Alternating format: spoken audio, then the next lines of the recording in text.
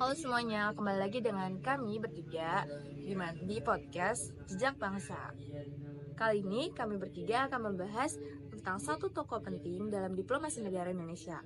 Namanya dikenal sebagai intelektual brilian, terus pemimpin yang rendah hati, serta diplomat ulung. Beliau bernama Ki Haji Agus Salim. Dalam beberapa menit ke depan, kami akan mengupas tuntas perjalanan hidup, perjuangan, hingga warisan yang ia tinggalkan sampai detik ini. Siapkan diri kalian karena cerita ini sangat menginspirasi. Oke, kembali lagi dengan kami bertiga. Di kali ini, di segmen pertama, kita akan membahas perjalanan seluruh hidup dari Agus Salim yang akan dibahas dan dikupas oleh kita. Oke guys, jadi di segmen pertama ini gue bakal ngejelasin tentang Agus Salim. Jadi Ki Haji Agus Salim itu lahir pada 8 Oktober 1884 di Kota Gadang, Sumatera Barat. Nah, nama kecilnya Ki Haji Agus Salim itu adalah Masjidul Haq yang artinya adalah pembela kebenaran guys. Nah, Ki Haji Agus Salim ini berasal dari keluarga priai. Agus Salim ini tumbuh sebagai anak yang cerdas dan dia tuh gampang banget buat menyerap ilmu dengan cepat. Nah, selanjutnya adalah ada tentang cerita masa kecilnya Ki Haji Agus Salim. Beliau menempuh pendidikan di Roxland School atau yang bisa disingkat itu sebagai ELS. Dan lulus dengan predikat terbaik loh guys. Keren gak sih? Keren banget anjir. Wow. Nah, kemudian Ki Haji Agus Salim ini melanjutkan ke HBS di Batavia. Meski ditawari di beasiswa ke Belanda, nah beliau ini memilih tinggal di tanah air karena rasa nasionalisme itu dia paling kuat. Wow, keren, berarti kita semua harus punya Rasa nasionalisme ya, yang tinggi betul. guys, seperti Ki Haji Agus Salim tuh. Nah, selanjutnya adalah ada inspirasi dari Cokro Aminoto. Selama hidupnya, Ki Haji Agus Salim ini terinspirasi oleh Cokro Aminoto, guys. Beliau bergabung dengan Serikat Islam, sebuah organisasi yang menjadi cikal bakal perjuangan politik melawan penjajah. Nah, selanjutnya ini ada kisah unik nih. Nah, kalian udah pada tahu belum sih guys, Agus Salim itu menguasai 9 bahasa asing. Termasuk benar. Iya. Nah, jadi 9 bahasa asingnya itu ada yang pertama ada Arab, Belanda, Inggris, Jerman, dan Jepang. Nah, ini menjadi modal penting dalam karir diplomatiknya. Nih, sekarang gue mau nanya ya. Oke. Menurut lo, itu gimana sih yang membuat Agus Salim itu beda dari tokoh-tokoh yang lain tuh? Menurut lo gimana? Nah, oke. Jadi poin yang paling penting kenapa Ki Haji Agus Salim itu berbeda dengan tokoh-tokoh yang lainnya adalah dengan kemampuan multibahasanya. Seperti yang tadi gue jelasin. Jadi kemampuan multibahasa Agus Salim itu dia menguasai 9 bahasa asing termasuk Arab, Inggris, Belanda, Jerman, Perancis, Jepang, dan Turki. Nah, ini memberinya keunggulan dalam diplomasi internasional. Nah, selanjutnya yang bikin dia beda itu adalah dengan kemandirian dia dalam bidang pendidikan. Nah, berbeda dengan tokoh yang lain yang sering didukung dengan pendidikan formal. Nah, Ki Haji Agus Salim ini banyak belajar secara mandiri dan menjadi otodidak yang luar biasa. Nah, selanjutnya itu ada dengan kehidupan Ki Haji Agus Salim ini yang bisa dibilang kehidupan itu sederhana. Patut dicontoh guys. Nah, di tengah perjuangannya, Agus Salim memilih hidup sederhana meskipun memiliki kemampuan untuk hidup yang lebih nyaman loh guys. Nah, yaitu sering digambarkan sebagai pejuang yang bersahaja. Nah, selanjutnya itu yang bikin dia beda itu ada pandangan progresif.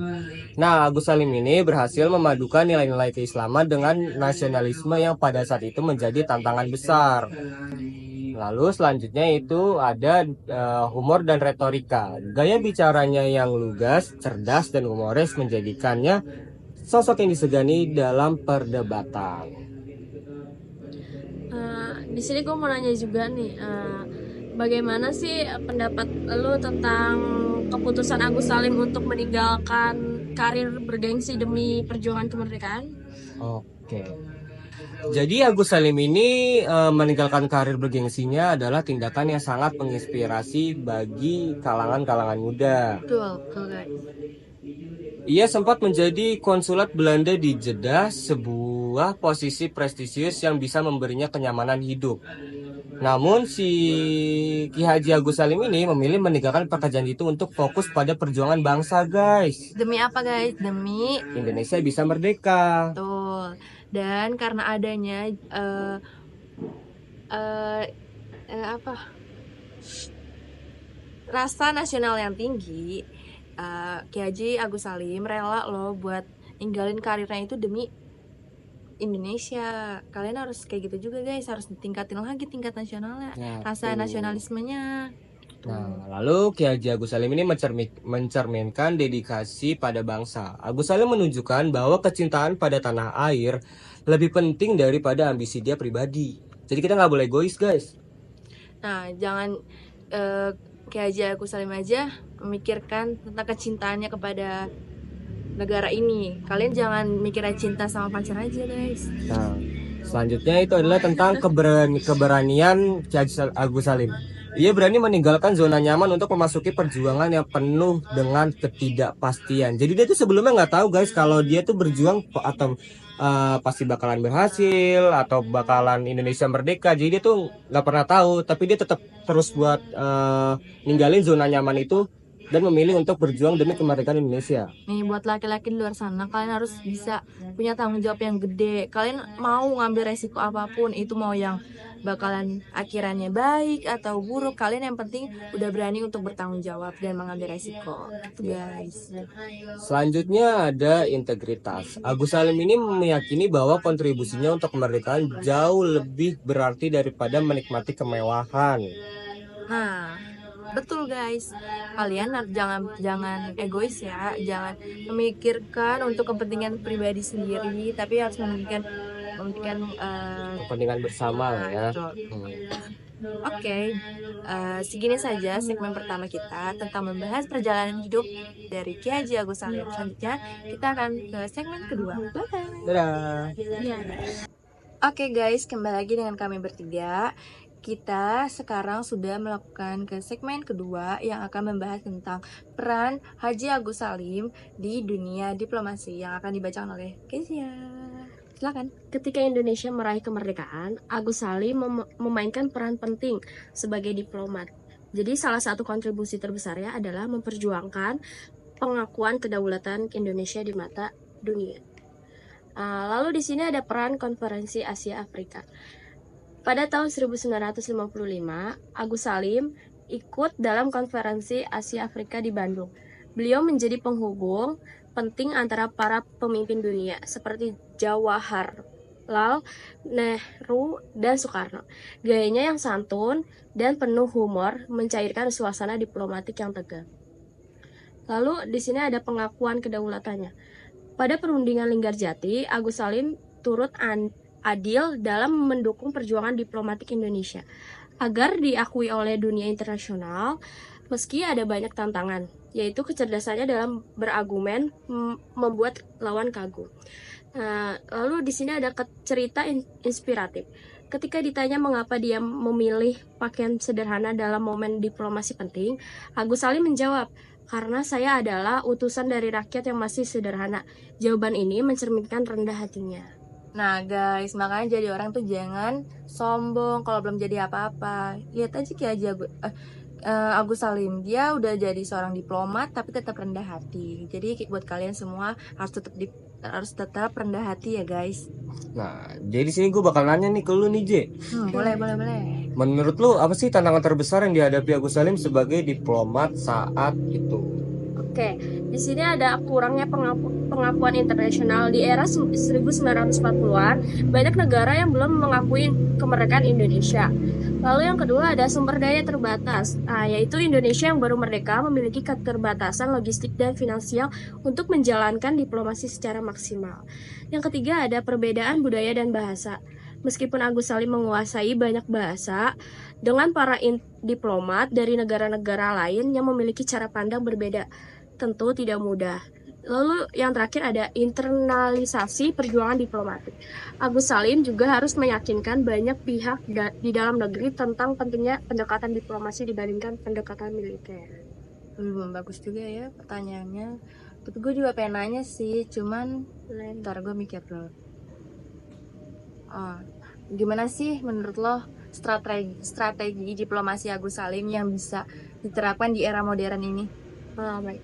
Di sini ada pendekatan humanis dan personal. Agus Salim dikenal mampu membangun hubungan baik secara personal dengan tokoh-tokoh penting. Lalu ada menggunakan kecerdasan bahasa, yaitu kemampuan Agus Salim dalam berbagai bahasa, mempermudah komunikasinya dengan baik dengan pihak internasional. Selanjutnya ada mengedepankan moralitas. Agus Salim selalu menekankan nilai-nilai moral seperti keadilan dan kebenaran. Gitu guys, tentang perjalanan Haji Agus Salim di dunia diplomasi. Sekian aja segmen kita yang kedua. Tunggu lagi segmen selanjutnya. Oke, bye-bye. Halo guys, kembali lagi dengan kami bertiga di sini. Kita udah segmen ketiga sekaligus segmen terakhir kita untuk membahas Haji Agus Salim. Di sini gue pribadi bakal ngebahas tentang warisan dan inspirasi bagi bangsa Indonesia dari Ki Haji Agus Salim. Pertama-tama gue bakal bilang kalau Haji Agus Salim ini bukan seorang diplomat loh. Maksudnya bukan cuma diplomat aja, tapi dia juga seorang tokoh yang hidupnya penuh dengan inspirasi yang bakal menginspirasi kita semua dan mungkin bisa mengajarkan kita arti ketekunan, kecerdasan, dan pengabdian tanpa pamrih kepada bangsa. Oke, yang pertama itu gue bakal mengupas tuntas pandangan hidup dari Ki Haji Agus Salim. Yang pertama itu Ki Haji Agus Salim terkenal dengan kutipan inspiratifnya yaitu Leiden is Legend, yang berarti memimpin adalah menderita. Ini menunjukkan bahwa menjadi pemimpin berarti siap berkorban demi bangsa Indonesia, guys. Jadi Ki Haji Agus Salim ini mempunyai kutipan inspiratifnya dia sendiri untuk dirinya dan mungkin bisa kalian ikutin menjadi inspiratif buat kalian. Terus selanjutnya ada warisan di era modern. Banyak loh diplomat-diplomat muda lain yang menjadikan Agus Salim sebagai panutan semangat juangnya, menginspirasi cara kita menjalankan diplomasi yang damai dan beretika hingga hari ini. Terus kita juga bakal menceritakan cerita pribadi dia. Terus meski hidup sederhana, Ki Haji Agus Salim gak pernah kehilangan semangatnya, guys. Dia tetap semangat. Apapun rintangannya, apapun resikonya, dia tetap semangat dan pantang menyerah.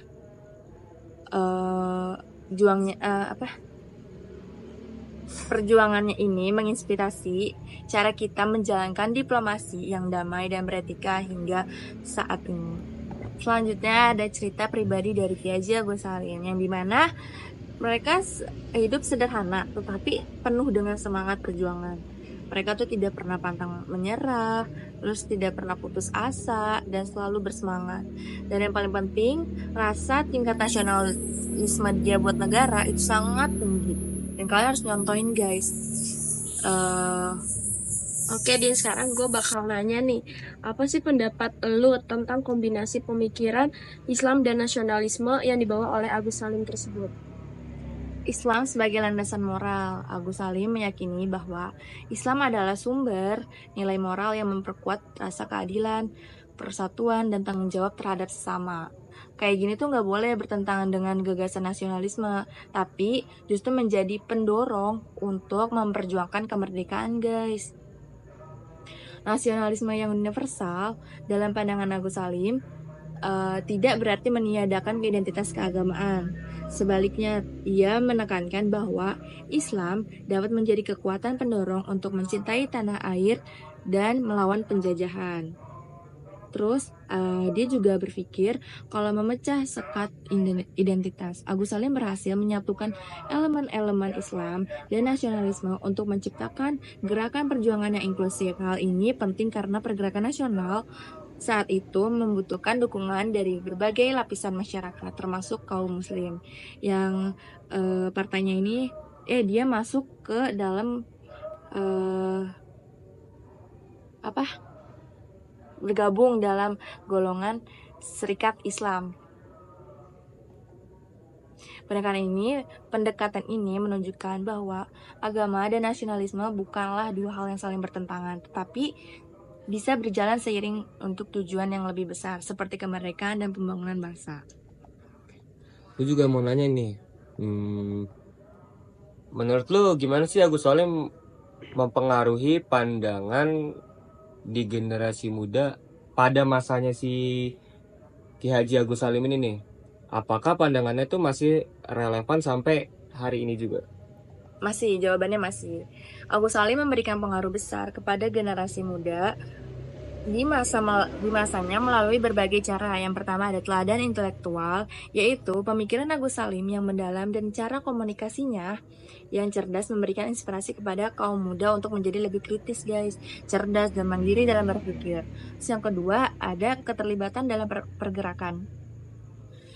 Agus Salim ini aktif membimbing generasi muda, terutama melalui Serikat Islam dan organisasi pergerakan lainnya. Ia menjadi mentor bagi banyak tokoh muda yang kelak memimpin bangsa. Kamu juga nanya masih relevan gak sampai hari ini? Jawabannya itu masih.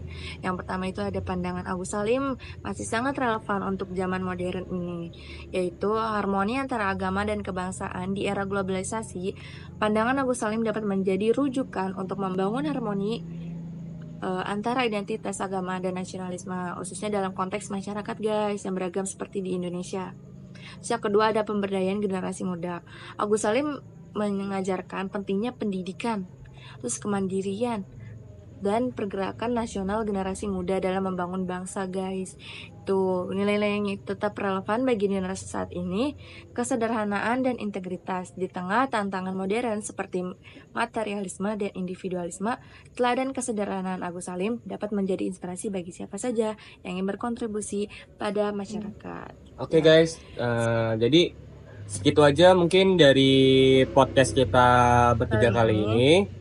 Ya kurang lebihnya mohon maaf lah ya. Tapi kita udah berusaha mencoba buat kupas tuntas tentang Ki Haji Agus Salim sebagai diplomat Indonesia. Oke. Thank you guys. Bye bye.